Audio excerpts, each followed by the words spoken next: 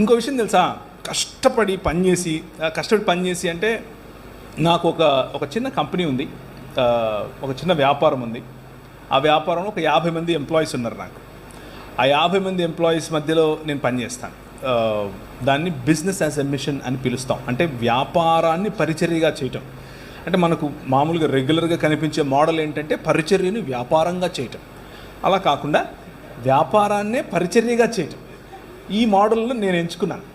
ఆ ఎంచుకున్న మోడల్లో నేను పనిచేసే రోజు నేను నా భార్య కనీసం రోజుకు ఒక 14 నుంచి 16 గంటలు కష్టపడతాం. కానీ ఈ పిల్లలను, తర్వాత మేము నడిపే అంబులెన్సెస్, తర్వాత మేము కొంతమంది రోడ్డు మీద పడిపోయిన వాళ్ళని తీసుకొచ్చి వారి కట్లు కట్టడం వగేరా. కొంతమంది కలిసి, నేను ఒక్కడిని కాదు, టీమ్ మెంబర్స్, వారికి నేను సహాయకుడిగా ఉంటాను. అదంతా చూసినప్పుడు ఏమవుతుందో తెలుసా,